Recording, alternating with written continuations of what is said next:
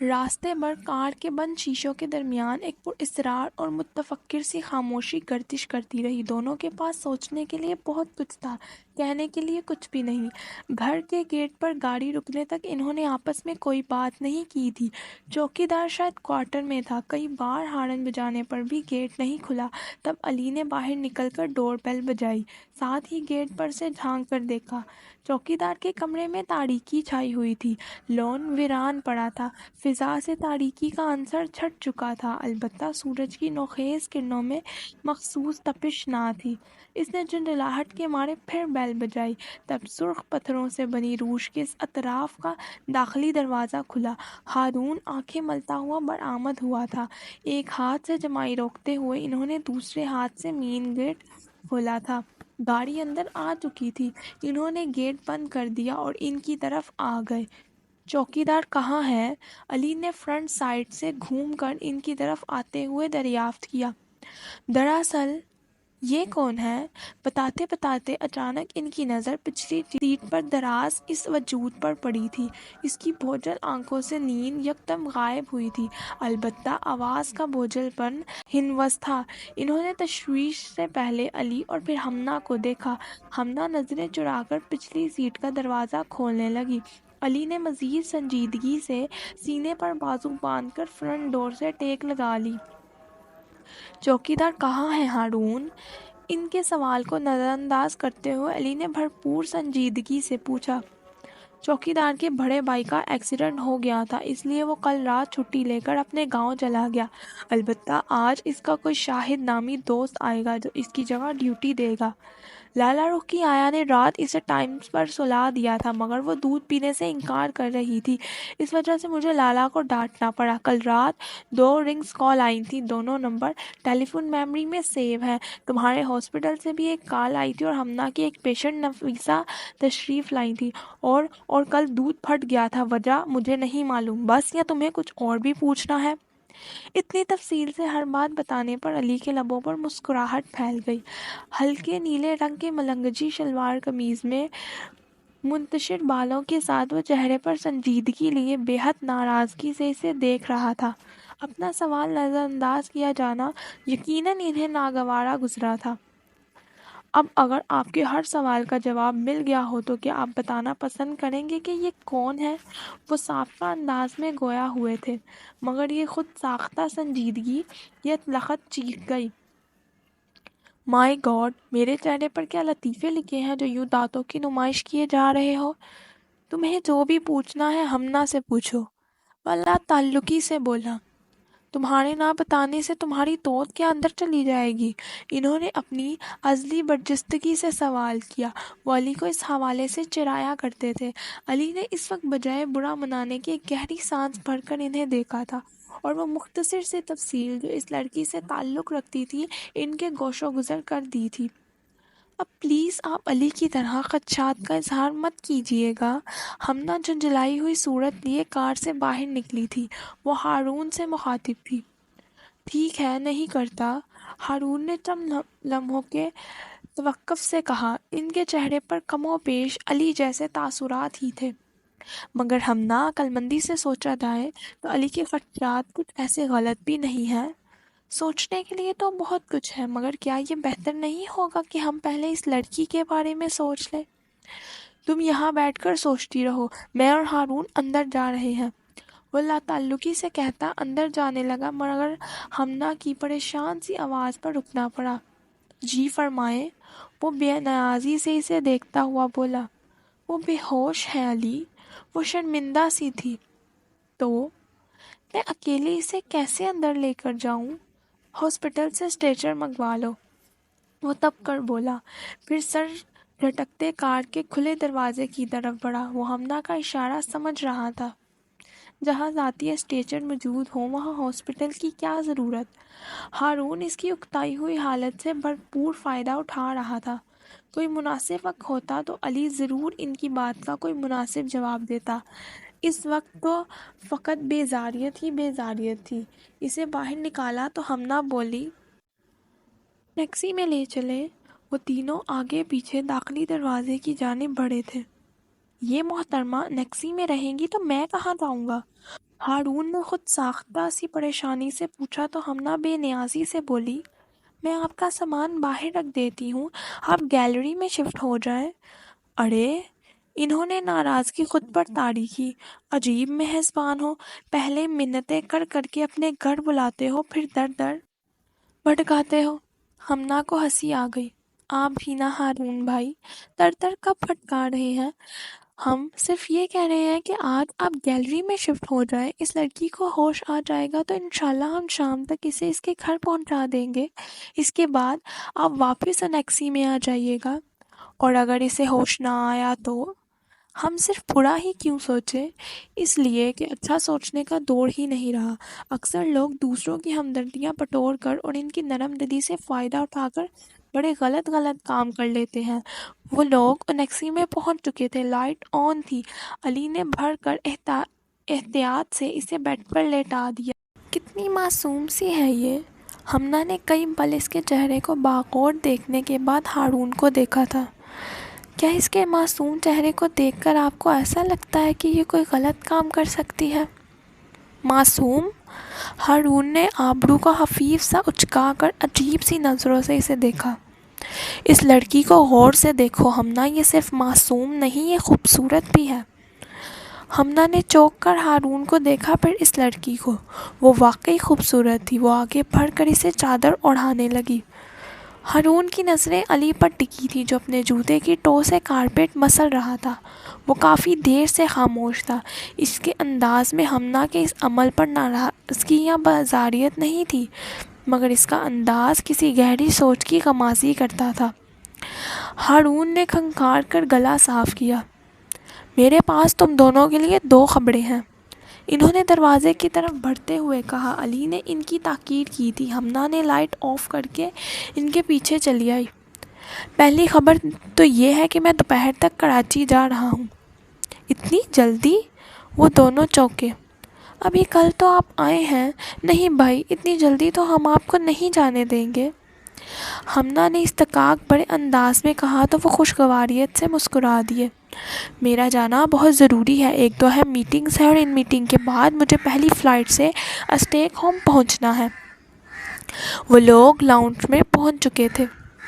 Stack home? خیریت؟ علی نے نشست سنبھالتے ہوئے دریافت کیا۔ خاصی خوشگوار خیریت ہے، انہوں نے گھما پھرا کر کہا۔ مطلب؟ علی چونک گیا۔ ہارون نے چند لمحہ خاموش رہ کر گزارے۔ ان کے چہرے پر بے حد خوشی کے تاثرات تھے۔ زارون کا فون آیا تھا، ماشاءاللہ بیٹے کا باپ بن گیا ہے وہ۔ گریٹ! علی نے آگے بڑھ کر انہیں گلے لگایا۔ ہمنا نے بھی مبارکباد دی۔ اتنی اچھی خبر اتنی دیر سے سنا رہے ہو؟ وہ واپس بیٹھتے ہوئے بولا۔ میرے سیل فون پر بھی اس نے کال کی تھی، مگر میں نے اس کی بات ہی نہیں سنی۔ اتنی بے تحاشا خوشی میں اسے مایوسی سی ہوئی۔ بہرحال تایا بننے کی بہت بہت مبارک، مگر مجھے اتنا تو بتا دو کہ میں تایا کہلاؤں گا یا چاچا؟ اس کی خوشی بھی ہارون سے کسی طور پر کم نہ تھی۔ ہارون ہنسنے لگا۔ اس بات کا فیصلہ میں نہیں بلکہ زارون کرے گا، اور اگر اس نے دادا کہہ دیا تو؟ ہمنا نے بروقت نکتہ اٹھایا تو علی نے مسکراتے ہوئے سر کے پیچھے ہاتھ باندھ کر صوفے کی بیک سے کمر ٹکا دی۔ نام چاہے کچھ بھی ہو، اصل چیز تو رشتہ ہوتا ہے جو کہ ہمارا اس بچے سے بہت مضبوط، بہت پائیدار ہے۔ ہارون، یاد ہے بچپن میں جب ہم دونوں باسکٹ بال کی پریکٹس کے لیے جایا کرتے تھے تو زارون ہمیں کس قدر تنگ کیا کرتا تھا؟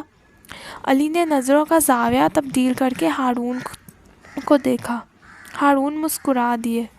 کیسے بھول سکتا ہوں، ابھی کل ہی کی تو بات لگتی ہے یار، یہ وقت اتنی جلدی کیوں گزر جا رہا ہے؟ زارون تو ابھی خود بچہ لگتا ہے، اب خود بچے کا باپ بن گیا ہے۔ ان کے لہجے میں وقت کی تیز رفتاری کا گلہ کم اور بھائی کی محبت کا عنصر زیادہ تھا۔ ہمنا نے تالی بجا کر ماحول کے عجیب سے تاثر کو توڑا۔ برائے مہربانی اب آپ لوگ انویسٹیگیشن کا شکار مت ہوں۔ ٹھیک ہے، نہیں ہوں گے۔ علی فوراً مان گیا، مگر تمہیں ہم دونوں کو اچھی سی چائے پلانی پڑے گی۔ اس کا موڈ بحال ہو چکا تھا۔ تم دونوں تھک گئے ہوگے، چائے میں بنا لیتا ہوں، ہارون نے سنجیدگی سے آفر کی۔ علی نے بری سی شکل بنا کر انہیں دیکھا۔ تمہارے ہاتھ کی بنی ہوئی چائے پینے سے بہتر ہے کہ ہم مٹی کا تیل پی لیں، اس کا ٹیسٹ پھر بھی اچھا ہوگا۔ بہت خوب، ہارون نے طنز سے اسے دیکھا۔ بھول گئے اسی چائے کے لیے میری منتیں کیا کرتے تھے؟ ماضی کی بری یادیں یوں بھی کم ہی یاد رہتی ہیں، علی نے برجستگی سے کہا۔ ہمنہ ہنستے ہوئے کچن کی طرف بڑھ گئی۔ ہارون ہفکی سے اوپر کی جانب چل دیے، انہیں روانگی کے لیے تیاری کرنی تھی۔ علی نے کسمندی سے وہیں ٹانگیں پھیلا لیں، اس کے پاس سوچنے کے لیے بہت کچھ تھا۔ بچپن کی ننھی منھی شرارتیں دبے قدموں حافظے میں چلی آئیں۔ ہمنہ نے کچن سے آواز دی تھی، علی آپ بھی فریش ہو لیں۔ اس نے سنی انسنی کر دی۔ یادوں کی پوٹلی کھلی تھی، تبھی نظریں بھٹکتی ہوئی راہداری پر جا رکی۔ اس راہداری کے اختتام پر انیکسی تھی۔ سب یادیں، سب شرارتیں اڑن چھو ہو گئی۔ اس کے ذہن میں بس ایک خیال ہی رہ گیا تھا۔ اکنامکس کے نوٹس گدھے کے سر پر سے سینگ کی طرح غائب تھے، نتیجن وہ سارے گھر میں چکراتی پھر رہی تھی۔ میں صبح کالج جاتے ہوئے ٹی وی پر اپنے نوٹس رکھ کر گئی تھی اور اب انہیں زمین نکل گئی یا آسمان کھا گیا۔ وہ روحانسی ہو گئی۔ صبح ٹیسٹ تھا اور نوٹس غائب تھے، اور اوپر سے مسز عبدالقدوس کی دہشت کا تو سارے کالج میں چرچا تھا۔ لو بتاؤ، دادو جھنجھلائیں، بھلا کس باولے نے مشورہ دیا تھا ٹی وی پر چیزیں رکھنے کا؟ ارے کتابیں تو محترم ہوتی ہیں، ہم سینے سے لگا کر رکھتے تھے کتابوں کو، جن صفحے پر ایک لفظ بھی لکھ دیں پھر قدموں تلے رونے نہ دیتے تھے۔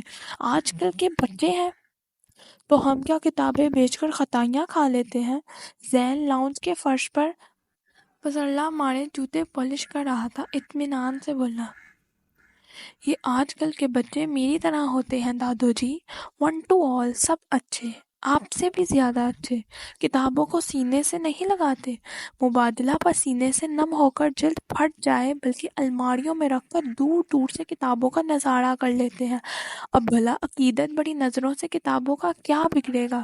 رہ گئے کاغذ تو ان کی کشتیاں بنا کر ندی میں بہا دیتے ہیں۔ امی میرے نوٹس، اسے اپنی پڑی تھی۔ میں کہاں سے لاؤں نوٹس؟ پہلے چیزیں ادھر ادھر پھینک دیتی ہو، پھر سب کو تنگ کرتی ہو۔ ادھر ادھر نہیں پھینکے، ٹی وی پر رکھے تھے، اس نے زور دے کر کہا۔ وہ بے نیازی سے بولی، جا کر اپنے کمرے میں دیکھو، وہی ہوں گے۔ جب رکھے ٹی وی پر تھے تو کمرے میں کیسے ہوں گے؟ وہ چڑ ہی تو گئی تھی۔ امی نے گھوڑا تو بے بسی سے بولی، اپنے کمرے سمیت سب طرف دیکھ چکی ہوں مگر، اور وہ غلط نہیں کہہ رہی تھی، اپنا کمرہ تو باقاعدہ چھان ہی ڈالا تھا، اور اس یقین کے باوجود کہ نوٹس ٹی وی پر رکھے تھے اس نے سب طرف تلاش کر لیے تھے، مگر امی جی کو یقین ہی نہیں آ رہا تھا۔ وہ اس کی لاپرواہ طبیعت سے خوب واقف تھی، جو چیز جہاں رکھتی ہمیشہ اس کی متضاد سمت میں تلاش کرتی۔ اب جی سے ڈپٹ کر اپنے کمرے میں نوٹس تلاش کرنے کو کہا اور واپس دادو جی کے ساتھ مصروف گفتگو ہو گئی۔ زہر بحث کامران بھائی کی ساس کی بہنوں کے جوڑے تھے۔ وہ بدمزہ ہو گئی۔ ٹیسٹ کی تیاری، مسز عبدالقدوس کا خوف، پاؤں ٹخنے اور دروازے کی طرف بڑھ گئے۔ جھنجھلاہٹ حد سے سوار تھی۔ وہ دروازے کے عین وسط میں تیزی سے اندر آتی رانی سے ٹکرائی تھی۔ ٹچ بٹنوں جیسی آنکھیں اللہ نے چہرے پر سجانے کے لیے نہیں دی، ان کا استعمال بھی کر لیا کرو۔ وہ کونی سہلاتی اس پر الٹ پڑی۔ ہائے آپا جی، رانی کو برا لگ گیا، میں تو آنکھیں کھول کر ہی چل رہی تھی۔ اچھا تو کیا میں اندھی ہوں؟ وہ مزید طیش میں آئی۔ تو سچ بول کر میں نے اپنا سر تڑوانا ہے؟ کیا کہہ رہی ہو؟ ماہا نے اسے مشکوک نظروں سے گھورا۔ کچھ نہیں آپا جی، میں تو یہ پوچھنے آئی تھی کہ آپ اتنے غصے میں کیوں ہو؟ میرا دماغ خراب ہو گیا ہے اس لیے غصے میں ہوں۔ میں نے تمہیں کتنی بار کہا ہے کہ مجھے آپا جی مت کہا کرو، وہ تڑک کر بولی تھی۔ تم انہیں بھیا جی کہا کرو، یہ اسی میں خوش رہتی ہیں۔ زین بولا۔ ماہا نے گردن موڑ کر کھا جانے والی نظروں سے اسے گھورا۔ تمہیں بولے بغیر تو کچھ کھانا ہضم نہیں ہوتا نا؟ برائے مہربانی تھوڑی دیر خاموش رہو، میرا دماغ پہلے ہی خراب ہے، پیدائشی خراب ہے۔ رانی تم نے میرے نوٹس دیکھے ہیں؟ ہاں جی۔ کہاں؟ آپ کے ہاتھوں میں ہیں؟ کب دیکھے تھے؟ پرسوں۔ ماہا نے اپنا سر پیٹ لیا۔ زین، میرے نوٹس تم نے چھپائے ہیں نا؟ وہ قریب آ کر مشکوک نظروں سے گھورنے لگی۔ زین نے نظر بھر اسے دیکھا، پھر ہنستے ہوئے پنجرے کے پاس چلا گیا۔ تمہاری شکل پر اتنی مسکینیت برس رہی ہے کہ اگر میں نے چھپائے بھی ہوتے تو اب تک واپس کر چکا ہوتا۔ بیل بج رہی ہے، دروازہ کھولو۔ حالانہ تم سے ایسی امید بھی نہیں ہے مجھے، اور مسکین صورت ہوگی تمہاری۔ اب خود ہی دروازہ کھولو۔ برآمدے کا فرش صحن کی سطح سے کچھ بلند تھا، وہ وہیں پسلہ مار کر بیٹھ گئی۔ ماہا، کامران بھائی ہوں گے، دروازہ کھلنے میں مزید دیر ہوئی تو ڈانٹیں گے۔ اس نے ڈرایا۔ وہ بولی، دونوں کو ڈانٹیں گے کیونکہ انہیں ہم دونوں کی غلطی پوری پوری دکھائی دیتی ہے، اور اگر ابو جی ہوئے تو وہ مجھے بالکل نہیں ڈانٹیں گے کیونکہ وہ مجھ سے بہت پیار کرتے ہیں۔ مجھے تو ایسا نہیں لگتا۔ مسلسل بجتی بیل کی آواز کو نظر انداز کرتے ہوئے اس نے خود پر سنجیدگی طاری کی۔ دراصل بات یہ ہے کہ ابو جی مجھ سے بھی بہت پیار کرتے ہیں، بس کبھی کبھی میں انہیں ان کی سوتیلی اولاد لگنے لگتا ہوں، اور وہ کامران بھائی کی طرح انصاف پسند نہیں ہے۔ اچھا، تم دروازہ کھولو۔ کامران بھائی ہوئے تو ڈانٹ کھا لیں گے، اور ابو جی ہوئے تو تصدیق کروا لیں گے۔ یہ کام تو ہم تب بھی کر سکتے ہیں جب تم دروازہ کھولو۔ مسلسل بجتی بیل سے اکتا کر رانی کچن سے نکلی۔ غصے سے ان دونوں کو بحث میں مشغول دیکھا۔ آپ دونوں اپنی بحث مکاؤ، میں دروازہ کھول دیتی ہوں، وہ چڑھ کر کہتی دروازے کی طرف لپکی۔ دروازہ کھلا اور وہیں سے نعرہ بلند کیا، پھپھو جی آئی ہیں۔ تو کیا پورے محلے کو خبر کرو گی؟ اپنا بھاری وجود سنبھالتی پھپھو جی نے ناگواری سے اسے دیکھا۔ وہ دونوں متوجہ ہوئے تھے۔ اکیلی آئی ہیں؟ زین کی پرشوق بتلاشی نظروں نے ان کے عقب میں جھانسا۔ ارے نہیں، محتشام آیا ہے ساتھ۔ انہوں نے برآمدے میں رک کر اپنا سانس برابر کیا۔ تبریز مل گیا تھا، اسی سے چار باتیں کرنے رک گیا، وہ کہتی ہوئی کمرے میں چلی گئی جہاں امی اور دادو جی موجود تھے۔ اتنے میں محتشم بھائی بھی اندر آ گئے۔ بڑی دیر کی مہرباں آتے آتے۔ زین کے شکوے پر وہ شگفتگی سے ہنستے تھے۔ بس یار، برآمدے تک آتے آتے نہ جانے وہ کون سی تفصیل سنا رہے تھے۔ وہ قصداً ذرا سا رخ موڑ کر کھڑی ہو گئی۔ کیوں؟ انہیں اپنی ناراضگی کا احساس بھی تو دلانا تھا۔ محتشم نے اس کے بچوں کے اس انداز کو دلچسپی سے دیکھا، پھر لبوں تلے مسکراہٹ دبا کر اس کے چہرے کے عین سامنے چٹکی بجائی۔ کیا ہوا؟ اس کے دیکھنے پر پوچھا۔ کچھ نہیں، وہ رکھائی سے کہہ کر رخ بدل گئی، مگر دوسرے ہی پل انہوں نے اس کا رخ اپنی طرف موڑ لیا۔ کچھ کیوں نہیں ہوا؟ اور اگر نہیں ہوا تو ہماری گڑیا کا منہ اتنا پھولا پھولا سا کیوں ہے؟ ان کے لہجے میں بے حد اپنائیت تھی۔ زین قریب تھا اور یہ تو ممکن ہی نہیں تھا کہ ایسے موقع پر وہ خاموش رہتا۔ ہاں، آپ نے شاید پہلی بار اس گڑیا کو اتنے غور سے دیکھا ہے، ورنہ اس کا منہ تو ہمیشہ سے ہی اتنا پھولا ہوا ہے، وہ کہتا ہوا قریب سے گزر کر اندر چلا گیا۔ محتشم بھائی کھل کر مسکرا دیے، پھر ان کے چہرے پر زین کی بات کے لیے ناپسندگی دیکھی تو جلدی سے بولے، اب پلیز جھگڑنا مت، وہ مذاق کر رہا تھا۔ میں کہاں جھگڑا کرتی ہوں، وہ تو یہ زین ہی۔ بولتے ہوئے اچانک یاد آیا کہ وہ ان سے خفا تھی تو دوبارہ سے منہ پھلا کر بولی، میں تو آپ سے خفا ہوں۔ وجہ؟ وہ مسکرائے، اور نہ جانے وہ ہر وقت ہی مسکراتے رہتے تھے یا کبھی کبھار، مگر ماہا نے ہمیشہ انہیں ایسا ہی دیکھا تھا۔ تھے تو وہ کامران بھائی کے ہم عمر، مگر ان سے کس قدر مختلف، اپنی شخصیت کے تمام تدبر، متانت اور سنجیدگی کے باوجود جلدی گل مل جانے والے۔ آپ کو پتہ ہے آپ کتنے دن بعد ہمارے گھر آئے ہیں؟ اس نے دریافت کیا تو وہ آرام سے بولے، 1 ہفتے بعد۔ ماہا کی آنکھیں بے یقینی سے پھیل گئیں، پھر مزید ناراضگی سے بولی، کتنا خراب حساب ہے آپ کا، 1 ہفتے بعد نہیں بلکہ پورے 1 مہینے بعد آئے ہیں آپ ہمارے گھر۔ فلانا گھر کے درمیان فاصلہ کتنا کم ہے، صرف 3 گلیوں کا۔ 3 گلیوں کا فاصلہ صرف ہمارے گھر سے ہی نہیں بنتا، ہمارے گھر سے نکلے تب بھی یہ 3 گلیاں ہی عبور کرنی پڑتی ہیں۔ ہمارے گھر تک پہنچنے کے لیے میں نہیں آ سکا تو تم آ جاتی، ارم بھی تمہیں یاد کر رہی تھی۔ میں آئی تو تھی آپ کی طرف، مگر آپ دونوں دفعہ گھر پر نہیں ملے، مصروفیات بہت رہی یار۔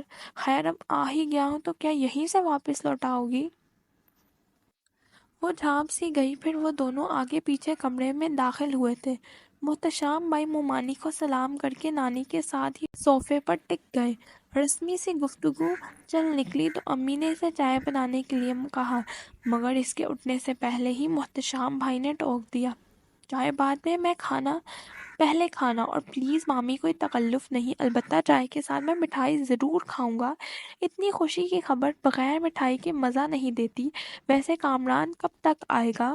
انہوں نے بے تکلفی سے کہتے ہوئے پوچھا۔ انہیں معلوم تھا کہ کامران بھائی لنچ ٹائم میں آفس سے گھر آتے ہیں، تبھی پوچھ رہے تھے۔ بس آتا ہی ہوگا کامران بھی، تمہارے ماموں تو آج آفس میں ہی کھانا کھائیں گے، صبح کہہ کر گئے تھے، جاؤ وہاں کھانا گرم کرو۔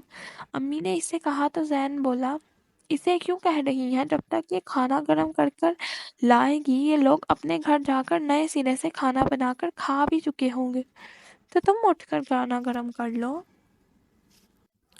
میں اٹھ گیا تو محتشم بھائی کو کمپنی کون دے گا؟ ویسے بھی میں انہیں بہت پسند کرتا ہوں، کیونکہ میری طرح سے یہ بھی کواڑے ہیں۔ ارے خوب یاد دلایا، دادو جی چونکی۔ خیر سے کامران کی بھی بات پکی ہے، اگلے مہینے تک شادی ہو جائے گی۔ میں پوچھتی ہوں مومنہ، اپنے محتشم کو کیا بڑھاپے میں بیاؤ گی؟ بلکہ میں تو کہتی ہوں کہ کوئی ہے تمہاری نظر میں تو کہو، اپنے کامران کے ساتھ ہی محتشم کی بھی شادی کر دیتے ہیں، خیر سے کامران کے ساتھ ہی یہ بھی گھوڑی چڑھے۔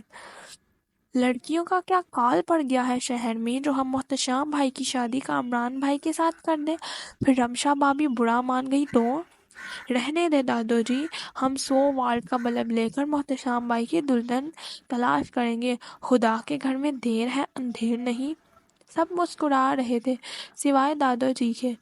انہوں نے گھور کر اسے دیکھا، پھر بیٹی سے مخاطب ہوئے، کل عمران کا بھی فون آیا تھا، وہ بھی پوچھ رہا تھا، کہنے لگا کامران کی تو شادی ہو رہی ہے خیر سے، محتشم کے کتنے بچے ہیں؟ میں نے کہا یا تو شادی کی خبر نہیں تم بچوں کی بھلی پوچھتے ہو۔ انہوں نے سب سے بڑے پوتے کا نام لیا۔ میں تو کہتی ہوں کل کو چھوڑو، آج اس کی شادی کر دو۔ لڑکیاں بھی ایک سے بڑھ کر ایک میری نظر میں ہیں، مگر مانے بھی تو۔ پھپھو مومنہ نے بدگمانی سے اسے دیکھا، وہ سر جھکائے مسکراہٹ لبوں تلے سمیٹے سب سن رہا تھا۔ اب کیسے بچے بنے مسکرا رہے ہیں؟ زین نے انہیں چھیڑا، سنیں محتشم بھائی کو کوئی انفرادی پسند ہے تو چپکے سے میرے کان میں بتا دے، میں عرضی آگے تک پہنچا دوں گا، وہ بھی 2 آؤٹ اپنے کمیشن، اور اگر کوئی آئیڈیل کا چکر ہے تو بھی بتا دے، ہم اوریجنل پرنٹ آؤٹ نکلوا لیں گے۔ ایک بات ہے پھپھو جی، کامران بھائی کی شادی کے بعد ہم محتشم بھائی کے لیے ایک اچھی سی لڑکی تلاش کریں گے، ماہا نے جھٹ سے تجویز دی۔ بلکہ بعد میں ہی کیوں؟ شادی میں اتنے لوگ ہوں گے، میری ساری فرینڈز بھی آئیں گی، بس تو آپ انہی میں سے کسی ایک۔ تمہاری فرینڈز؟ وہ اس کی بچگانہ بات پر زور سے ہنس دیے۔ زین کہہ رہا تھا، گویا شادی نہیں بلکہ سیل میلہ ہو گیا، یعنی جو پسند آئے وہ آپ کی۔ واہ بھائی، گولڈن چانس ہے، محتشم بھائی مس نہیں کرنا چاہے، چلو اسی بہانے اپنا بھی فائدہ ہو جائے گا۔ منہ دھو رکھیں جناب زین العابدین صاحب، یہ آفر صرف محتشم بھائی کے لیے ہے۔ آہ، کیا کہہ دیا ظالم، اس نے منسوئی دل گرفتی سے کہا۔ میں تو یہ بھی نہیں کہہ سکتا کہ کاش میں محتشم بھائی ہوتا۔ اس کی سرگوشی صرف ماہا نے سنی تھی۔ تمہاری آفر مجھے بالکل بھی منظور نہیں، چاہو تو آفر آگے ٹرانسفر کر دو، کیا پتا واقعی زین کا بھلا ہو جائے۔ میرا تو ابھی شادی کرنے کا موڈ نہیں ہے، یوں بھی پہلے ارم کی شادی ہوگی پھر میری۔ ان کا لہجہ مستحکم و ٹھوس تھا۔ ارے ارم سے یاد آیا اماں، وہ رضوی صاحب ہے نا ان کا لڑکا، ماشاءاللہ بڑا ہونہار۔ پھوپھی جی محتشم بھائی کو چھوڑ کر ارم آپی کا مسئلہ لے کر بیٹھ گئی۔ محتشم بھائی نے سکون کا سانس لیا اور ان کی جانب دیکھ کر بولے، تم کھانا کھلا رہی ہو یا میں جاؤں؟ وہ خاموشی سے اٹھ کر دروازے کی طرف بڑھ گئی۔ یہ عمران کا کب تک ارادہ ہے پاکستان آنے کا؟ محتشم بھائی کی آواز اس نے اپنے عقب میں سنی تھی۔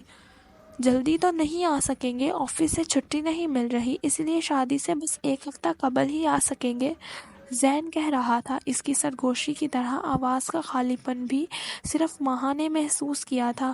وہ بنا پلٹے دروازہ عبور کر گئی۔